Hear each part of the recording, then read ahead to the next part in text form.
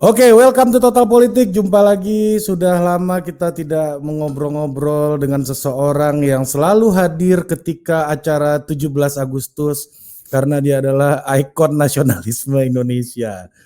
Dan gua sambut, please welcome Bang Panji Pragiwaksono.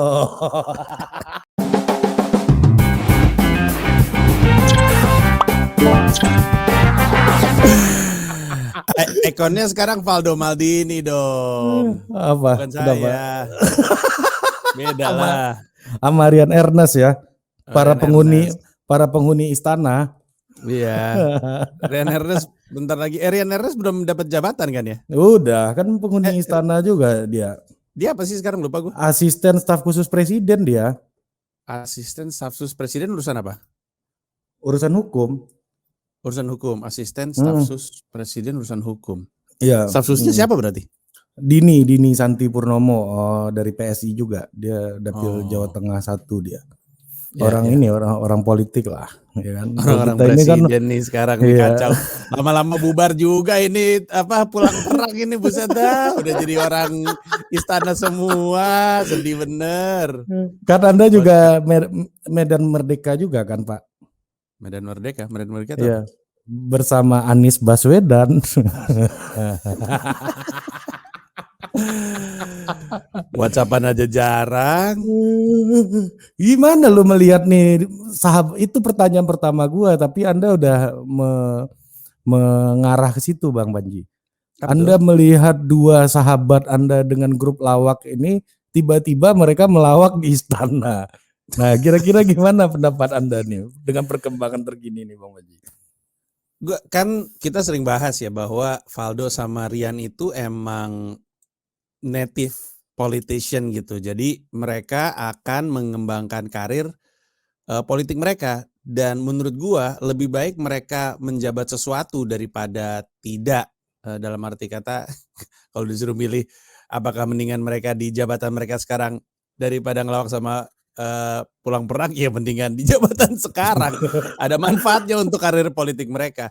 Gue masih ngerasa Rian sama Valdo punya peluang untuk jadi pemimpin-pemimpin di masa depan, entah itu pemimpin daerah atau ya mungkin gue sih syukur-syukur menteri, mungkin boleh juga jadi anggota DPR, apapun lah itu. Tapi dua orang ini tuh harapan. Nah kan mendingan kan mereka kan ngisi terus aktivitas mereka dengan apapun yang bisa nambah wawasan mereka ya terkait politik gitu. Jadi ya kayaknya wawasan mereka lebih nambah pas jadi pelawak kayaknya. Cuman ya gitu. Kalau udah dua kaki di istana, itu kan berarti kan udah memainkan peran, ya mesti siap aja. Semua orang mesti siap, bukan cuma merekanya ya, bukan cuma Rian dan Valdo-nya. Publiknya harus siap aja menerima mereka dalam peran mereka saat ini gitu. Maksud lo gimana publiknya harus terima peran mereka dalam mereka? Ya kan sekarang kan orang lagi rame, Valdo gimana sih dulunya aktivis dan segala macam. Ya iyalah, kayak Budiman Sujatmiko nggak gitu aja sekarang, dulunya juga aktivis. Kalau sekarang partainya penguasa ya udah gitu. Yang diekspektasikan sama publik tuh apa gitu. Jadi ya udah nggak apa-apa, jalanin aja pekerjaannya. Ya kenapa Bang, menurut lu Bang? Maksud gua kenapa ada pandangan kayak begitu? Jadi ya pandangan apa tuh? Ya kayak lu bilang tadi bahwa lu kan aktivis, idealnya kan lu jangan masuk kekuasaan, padahal kan aktivis itu kan aktivis politik mempengaruhi kebijakan dan dia to some extent harus coba sampai ke dalam pusat pembuatan keputusan itu gitu. Ya gue ngerasa bahkan dari zaman gue kuliah ya, gue udah ngelihat nih senior-senior gue yang aktivis nih suatu hari jadi politisi. Karena menurut gue kepedulian mereka terhadap politik lebih daripada rata-rata orang. Jadi sewajarnya pada akhirnya mereka masuk ke politik juga gitu. Kepeduliannya lebih tinggi, kesediaan mereka untuk bergulat juga lebih tinggi gitu. Jadi sebenarnya wajar aja, cuman publik mungkin mereka nyamain sama ini kali ya. Nyamain sama orang yang biasa ngomongin politik sama orang yang biasa ngomongin sepak bola. Orang kalau ngomongin sepak bola, kecil sekali kemungkinan bisa jadi pesepak bola. Nah orang yang ngomongin politik kan peluang untuk jadi politisi kan dia tetap gede gitu. Jadi beda sih maksud gue pada mikirnya, kalau misalkan mau murni, ya tetap jadi aktivis gitu ya. Tapi kan pertanyaannya adalah seberapa besar lu mau punya pengaruh terhadap keputusan-keputusan politik gitu. Semua orang yang jadi aktivis tahu pasti yang mereka protes adalah keputusan-keputusan politik. Kan gue aktivis nih, atau siapapun lah yang zaman sekarang aktivis. Kan kita protes terhadap keputusan-keputusan politik kan. Yang berarti kalau misalkan kita protes sama keputusan politik ya, berarti kan di kepala kita ada keputusan yang lebih baik ketimbang apa yang diambil oleh para politisi. Nah jadi kalau misalkan dia tahu apa keputusan politik yang lebih baik, berarti kan dia peduli, ya sewajarnya dia terjun di tempat-tempat di mana dia bisa punya pengaruh secara politik gitu. Dan walaupun mungkin Valdo dan Rian belum ada di posisi seperti itu, tapi mereka mengambil langkah lebih dekat gitu. Beneran deh, lebih strategis kayak gitu daripada jadi pelawak di kerjanya ngomongin orang mulu. Ngomongin politisi mulu. Ngapain kata gue, itu mah kerjaan gue aja dah. Walaupun emang lebih enak jadi gua kan, jadi pelawak kan lebih enak. Iya, enak banget bos. Terus. Bacot, ya kan dibulinya juga sekali-sekali kan.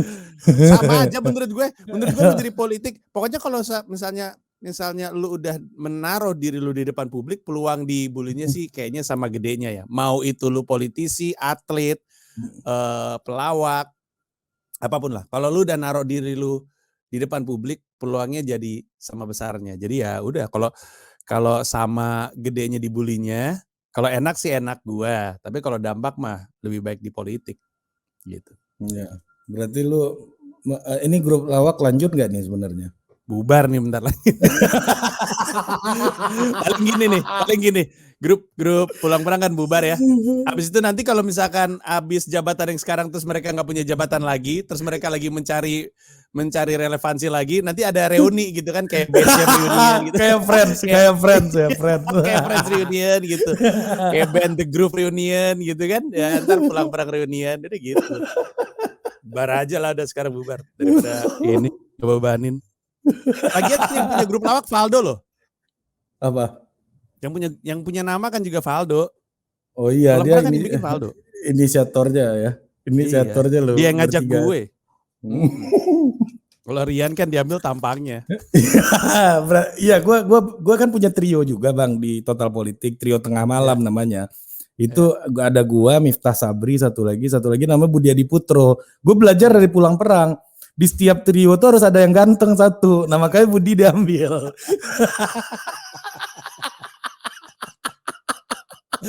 Iya, tapi yang namanya Budi itu mau nggak catwalk? Rian mau catwalk nih, Rian mau deh catwalk langsung di depan ratusan orang. Iya, kalau Rian catwalk sekarang Anda menghina simbol negara. Iya ampun. Ini Bang, mural lagi rame nih Bang. Lu ikutin nggak mural ini? Lumayan ngikutin.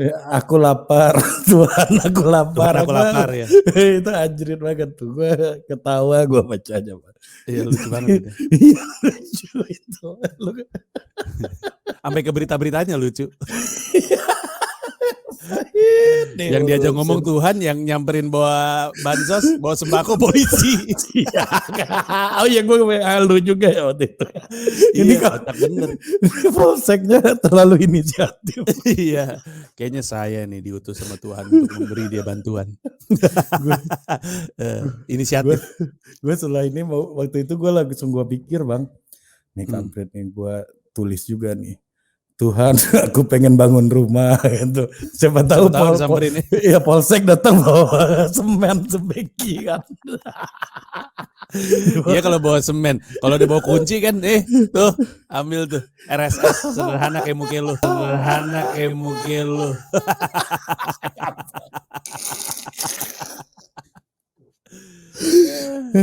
Nah, iya. Berlanjut gila, itu. Apa? Habis yang Tuhan aku lapar kan masih ada yang apa tuh? Yang 404 not found. Oh iya, yang sebelumnya ada lagi. Iya, memang kayaknya ini ya, apa namanya? Gue nggak tahu ya, apa namanya? Mungkin beda konteks dengan Orde Baru gitu, Bang. Kalau gue ngelihatnya ya, beda konteks dengan Orde Baru di mana ruang dialognya tertutup gitu. Nah sekarang kan dia ruang dialog terbuka aja. Lu mau kritik-kritik di sosmed, semuanya sebenarnya kan nggak begitu sulit lah gitu. Ya asal Sulit lu sih enggak, resiko ya. sih ada. Iya, resiko ada, namanya kerjaan. Bang, Iya. maksud gua apakah memang ya lu udah nyinggung kan resikonya semengerikan itu, Bang? Apa sih kalau lu pribadi nih, Bang, ya gue tanya, lu lebih takut ditangkap polisi atau dibully netizen, Bang? Dibully netizen sama ditangkap polisi, ya ditangkap Iya. polisi lari, lu aneh-aneh aja lu. Enggak kan ada juga orang Dibully netizen cita-cita. mah udah dari dulu. Kalau ditangkap polisi kan gue belum pernah. Malas bener gue tiba-tiba ketok-ketok. Tahu nggak? Gue waktu itu pernah, gue nggak bohong. Waktu gue masih karantina. Jadi di rumah belum ada anak-anak, belum istri belum balik gitu kan. Tiba-tiba, tapi gue udah kelar dari COVID. Cuman anak-anak belum balik karena kan Mila sempat COVID, terus Dipo juga sempat Ya, COVID. ya. Tiba-tiba ada yang ngebel, gue nengok dari jendela, di depan ada polisi 3 orang, sama ada beberapa orang, ada polisi 3, terus ada beberapa orang pada bawa map gitu-gitu. Hah, apaan nih? Gue udah khawatir kan, sambil turun nyamperin pagar, gue ambil mikir, gue habis nge-tweet apa ya? Kok gue gak inget nih kayak gini-gini. Gue nyampe depan pagar, pas gue buka, ya Pak bisa saya bantu? Ya ini kami lagi nempelin stiker di depan rumah yang lagi dijadikan isolasi mandiri. Kata gue, ya Allah, alhamdulillah, gue pikir gue ditangkap sama polisi. Ternyata dia nempelin stiker gitu, rumah-rumah yang lagi dijadiin isolasi mandiri harus ditempelin stiker biar warga pada tahu, oh ini ada orang lagi COVID di dalamnya gitu. Ketakutan itu ada di kepala kita ya, Bang ya. Iyalah, polisi, Ri. Iya. Ya ampun. Tenang Bang, lu kalau ke Polda gue anterin KFC nanti Bang, sama rendang. Jam siang. Gabung sama orang-orang lain yang datang bawa makanan. Orang masuk kantor polisi sekarang udah kayak jenguk orang sakit, Bos. Iya bener, pada bawa makanan. Kadang-kadang makanannya kalau kebanyakan dibagi-bagi, pizza dibagi-bagi sama yang lain. Iya, solidaritas, bromance kan. Nanti reunian tuh. Gila. Bang, apa sih yang membuat lu kemarin membuat video yang 3 hal itu? Apa asbabun nuzulnya apa kira-kira? Lu apa iseng aja? Atau ya gue nyetok video apa yang gue inget nih boleh nih gocein nih gitu. 3 hal yang akan usang dan akan musnah itu gitu.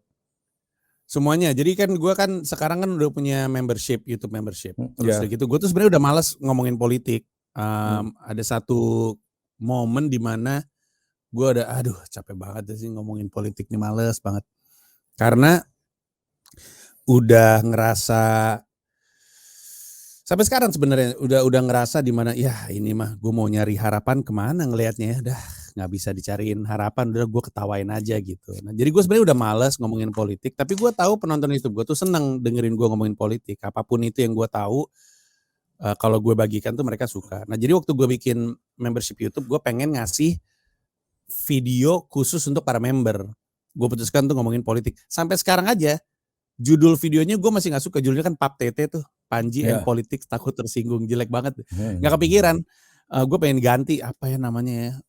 Tadinya gue mau ganti namanya Kratos. Kan Demos Kratos kan.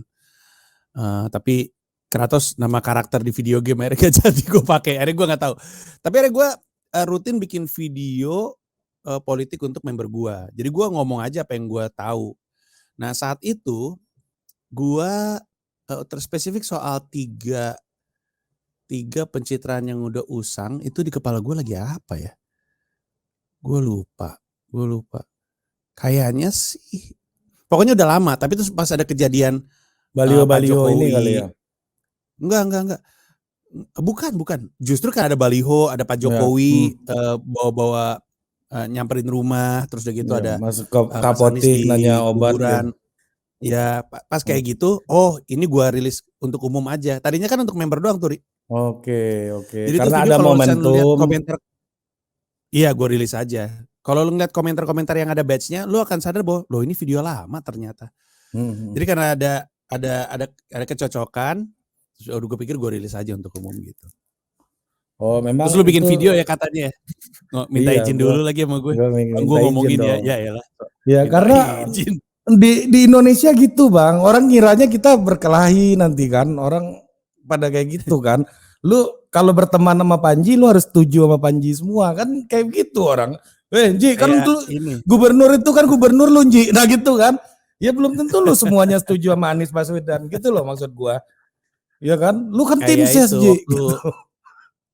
Kania waktu itu di Geolive pernah bikin video, kan gue pernah bikin video soal alasan Ahok kalah. Udah lama banget videonya. Terus dia bikin video judulnya kurang lebih yang salah dari argumen Panji. Terus orang mikir Kania sebel sama gue, terbenci sama gue, terus mikir kami berantem. Pas gue nongol di YouTube dia, orang pada bingung, lo gimana sih? Bukannya mereka saling berantem ya? Nah ini nih susahnya nih, bocil-bocil nonton YouTube dia pikir kalau nggak sependapat sama dengan nggak berteman gitu. Dan bisa aja gue salah, bisa aja kan ya benar dalam hal ini. Untuk 3 video lu isinya apa sih yang 3 pencitraan itu? Iya, yang Ada yang pertama salah kan nggak dari omongan gue? bukan, gue keyakinan kita, lu kan pengen itu musnah kan gitu keyakinan lu. Ya enggak? Ya walaupun nggak mungkin terjadi sih. Enggak, ya kalau gue bilang nggak mungkin terjadi. Karena apa? Gue jelasin aja karenanya kayak gini, ini tugas berat. Yang pertama misalnya baliho memang gue bawa data survei yang memperlihatkan bahwa baliho itu jauh meninggalkan instrumen yang lain dalam pengenalan bang. Jauh banget. Ya. Kalau yang baliho itu sampai 78% di satu provinsi, gue beli survei waktu itu. Ya. 78%, sementara yang lainnya itu kurang dari 15% semuanya bang. Baliho tuh sampai 78, jadi jauh banget kan bedanya gitu. Nah makanya ini kerja keras lah kalau memang itu harus dimusnahkan gitu ya. Dan yang Kayaknya kedua, gue waktu itu juga ngomong ini bukan baliho jadi musnahkan ya, tapi lebih kepada kalau pariwisata soal Bukit Tinggi, ya nggak usah pejabatnya yang ditaruh gitu. Iya, jangan pakai muka lu yang lebih gede gitu kan. Tapi kan skill membuat baliho tuh harus begitu Pak, biar senang pimpinan kan. Bukan buat publik itu. Bener buat happy pimpinan ya. Iya, yang kedua kan gue bilang lu kan ngomong soal belusukan. Ya di data itu diliatin bang, bahwa pemimpin paling tinggi itu yang dekat dengan rakyat bos, bukan yang punya ide, bukan yang pinter. Anti korupsi aja cuma 3% dari semuanya gitu. Yang pertama tuh dekat. Lu kalau dekat nggak apa-apa deh korup gitu kan. Gitu. Itu yang pertama tuh. Yang kedua tuh. Jadi belusukan ini jadi penting. Itu dibahas di septic tank. Gue bilang susah kalau misalkan kita masih milih pemimpin dari banyak-banyakan suara. Nanti alasan yang bikin orang dipilih itu bukan alasan-alasan yang lu semua harapkan, bukan gagasan. Kalau misalkan masih banyak-banyakan suara gitu. Iya. Nah kalau ini harapan publiknya itu dari data, gue bawa data aja gitu, memperlihatkan bahwa bagaimana ini suatu hari nanti yang seperti lu bilang, ya gue juga punya harapan yang sama sama lu sebenarnya kayak gitu. Nah tapi ya itu satu. Yang kedua tuh belusukan ini menurut gue nggak akan musnah selama publik masih berpikir yang nomor satu itu adalah kedekatan gitu. Ya kan, karena demokrasi kan banyak-banyakan gitu. Nah, sekalian nanya boleh nggak? Sekalian nanya. Kalau emang bener ya belusukan itu krusial, berarti Bang Sandi waktu pilkada tuh salah di mana menurut lu? Dia mecahin rekor muri loh. Ini bang, ini yang perlu diingat nih. Lu 1000 titik belusukan ya, itu dampak popularitinya itu cuma ya paling 15-20% bang. Kerja 1000 itu ya, jadi memang dia bikin 1500 itu ya segitulah paling optimal gitu belusukan itu. Jadi memang dia paling efektif tapi efisiensinya kurang memang belusukan itu. Tapi poin gua adalah foto-foto lu belusukan itu harus digenjot dengan kencang di berbagai macam instrumen lainnya sehingga memunculkan image bahwa lu dekat dengan publik gitu, dengan rakyat gitu. Dan gimana pun kayaknya belusukan tuh hanya bisa mampu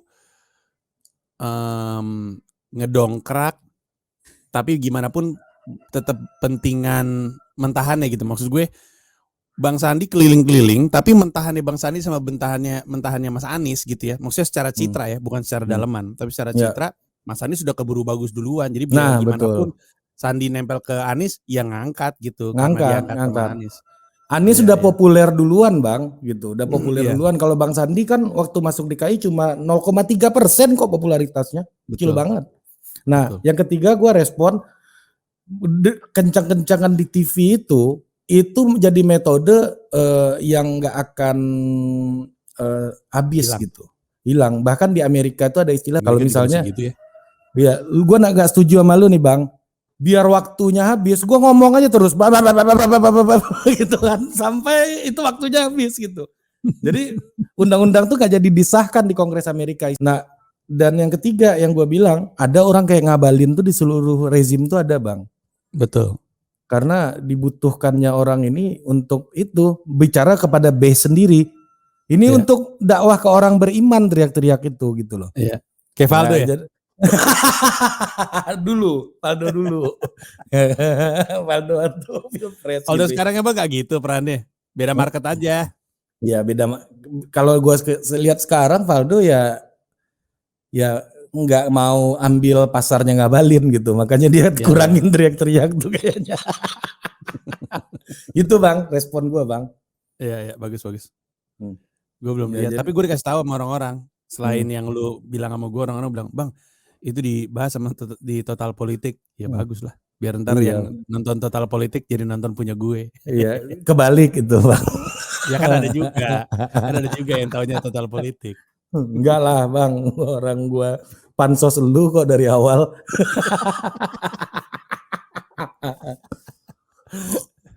Ada satu lagi fenomena nih Bang, gue nggak tahu ya, kok banyak banget ya influencer mundur dari media sosial ya.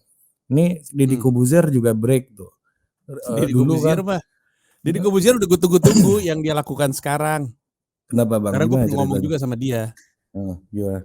Lu nggak pengen istirahat? Pengen gue ntar gitu. Jadi ketika gue ngelihat Deddy Corbuzier itu mengumumkan bahwa untuk alasan tertentu gue mau berhenti dulu WhatsApp, terus apa dia bilang YouTube, terus gitu sosmed lah, dia mau istirahat dulu, terus tulisannya adalah karena di dalam sangkurnya pun pedang mesti tajam, terus dia ngomongin soal kesehatan jiwa dan mental. Ya berarti dia pengen istirahat, dan orang juga banyak yang nanya itu sama gue, Bang Deddy kenapa Bang? Bang Deddy kenapa Bang? Ya Allah, istirahat. Lihat itu orang capek. Lu kalau jadi Deddy Corbuzier ya, tiap hari harus ketemu orang, dan gak semuanya orangnya dia enak diajak ngomong. Ya kalau isunya lu tertarik, tapi gak semuanya isunya lu, kalaupun isunya menarik buat lu, gak semua orang enak untuk diajak ngobrol. Poinnya sih itu. Makanya Deddy kadang-kadang ngomong sama gue, dia kadang-kadang WhatsApp gue, datang ke tempat gue dong gitu. Terus gue nanya, emang gue lagi salah apa? Terus itu karena dia lagi ini aja pengen ngobrol enak gitu. Kadang-kadang Uus, kadang-kadang gue, kadang-kadang Coki, siapapun yang bikin ngobrolnya enak. Nah jadi sebenarnya yang Deddy lakukan, gue udah tungguin. Nih orang pasti pengen istirahat gitu. Dia bisa aja nggak istirahat aja gitu ya, nggak usah pakai ngomong apa-apa. Tapi ntar ditanyain lagi, Deddy udah 1 minggu nih nggak ngeluarin apa-apa. Ada apa? Ya ngasih tahu gue mau istirahat salah, nggak ngasih tahu gue mau istirahat salah juga. Jadi ya menurut gue sih, apalagi udah di levelnya Deddy ya, yang konsistensi rilisnya beda sama gue ya, kan gue rilis tiap hari nih. Deddy nggak rilis tiap hari, tapi sering banget lah dalam seminggu. Tapi kan gue rilis YouTube kan semau gue tanpa mikirin AdSense. Gue masih ngerilis video yang gue tahu nonton cuma 4.000. Jadi tekanan di gue tuh nggak terlalu gede. Tapi kalau misalnya lu lagi mengelola YouTube kayak Deddy, ya harus istirahat. Maksud gue wajar aja gitu. Kadang-kadang jadi kanal YouTube kayak Deddy itu lebih capek daripada ngantor. Ngantor lu masih ada Sabtu Minggu untuk diri lu sendiri. Video YouTube ini kan kadang-kadang nggak ada gitu. Jadi ya istirahat aja, Ri. Ya memang capek ya kayaknya. Mungkin di politik orang akan mengalami hal yang sama juga kali ya Bang. Di titik apa ya menurut lo? Gua nggak tahu sih. Lu lawak deh, kalau lu dilawak gimana? Ada nggak burnout gitu Bang? Lu kayaknya gesrek-gesrek aja lu selama ini gue lihat. Iya, jadi sejujurnya sih ketika kita butuh istirahat kan bukan berarti kita nggak mencintai apa yang kita lakukan ya.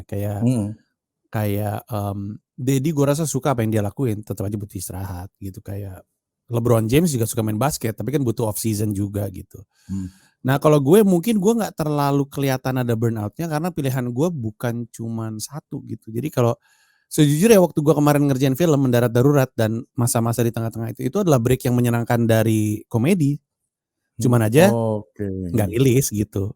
Itu intens loh ngerjain film tuh kayak 2 bulan sebelumnya reading dan persiapan teknis, terus udah gitu syuting dilakukan dalam waktu 1 bulan plus hari libur diantaranya, terus ada ngedit selama berapa bulan. Itu tuh istirahat yang refreshing buat gue. Sehingga dan juga gue, ini mungkin bedanya gue sama yang lainnya, gue tuh nggak membatasi jenis komedi gue, sehingga gue bisa keluar saya merasa Herman main sama boneka, terus kadang-kadang gue bisa bikin video-video pakai Instagram Reels, apapun yang gue pengen.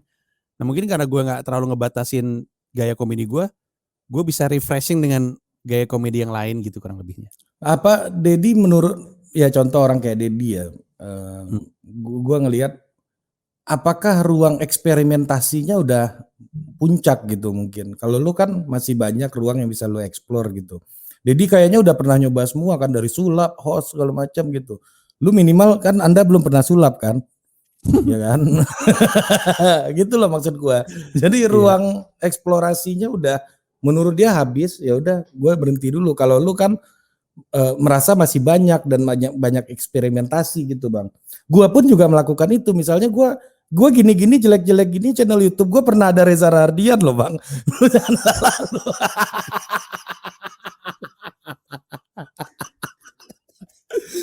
Reza Rahardian sama Christine Hakim sama Mami Ing gue sepanggungin bertiga loh di YouTube gue gitu. Itu juga bagian dari eksplorasi gue gitu. Iya. Kalau gua rasa sih Dedi bukan karena ruang eksplorasinya sempit ya, lebih kepada semuanya tuh terjadi begitu padat gitu, dense gitu. Kayak gua kan, coba lu bayangin, gua tuh sebagai stand up comedian ya, itu bikin special tuh setahun sekali dan habis itu persiapan di tengahnya. Paling stand up ada gig aja gitu kan. Tapi kan ngerjain konten kayak Dedi itu kan pekerjaan utamanya ya untuk saat ini, penghasilan utamanya. Ngerjain konten kayak Dedi gila, 2 hari 3 hari sekali keluar video baru, di tengah-tengahnya adalah dia rekaman. Itu kan density-nya itu loh, kepadatannya itu loh, capek loh dia. Dia pernah ngomong sama gue dan gue rasa Dedi nggak apa-apa untuk gue cerita soal ini. Dedi itu kadang-kadang minum kayak vitamin untuk otak, untuk membuat dia menemukan ya. Ini iya, Joe Rogan juga punya perusahaan kayak gitu, perusahaan vitamin, multivitamin untuk otak gitu, untuk merangsang otak. Biar bisa ini ya kali Mbak ya, bisa bekokin sendok lagi ya kayaknya deh.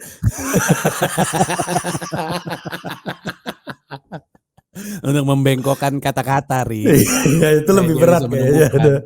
Iya, karena kadang-kadang si Dedi masih mending, satu video kadang-kadang 30 menit. Joe Rogan tuh bisa 3 jam loh ngomong sama orang. Kadang-kadang gue ngeliat, ya Allah ini orang ngobrolnya lebih panjang daripada kalau dia stand up. Tapi itu membutuhkan kemampuan tersendiri gitu, dan sewajarnya aja orang beristirahat gitu. Iya, memang ini ya. Memang capek aja ya berarti ya, karena padat. Beneran capek. Itu otot kan nggak kepake di podcast. Tapi gue ngelihat bang, gitu. Gue nggak tahu bang ya, politisi kita staminanya kenceng-kenceng bos. Ada orang. Pakai semua Ri. Nanti Anda kena lagi dulu ada Presiden Giting kan. Ya kan gue gak bilang siapa yang make, tiba-tiba ditanya aja. Kadang-kadang kita kalau ngeliat ada orang di TV gitu ya kan kita suka ada tuh beberapa politisi yang akhirnya ketangkep make gitu, atau pengamat gitu. Terus gue lihat duduk satu panel apa ngeliat di TV, nah, ini orang gak beres, ini orang lagi make nih. Jadi ini gitu. Jadi kliennya Armand Depari juga. Udah berhenti tapi Armand Depari udah diganti. Udah diganti ya. Kawan lu tuh ya. Sohib. Ya itu maksud gua, apa namanya ya.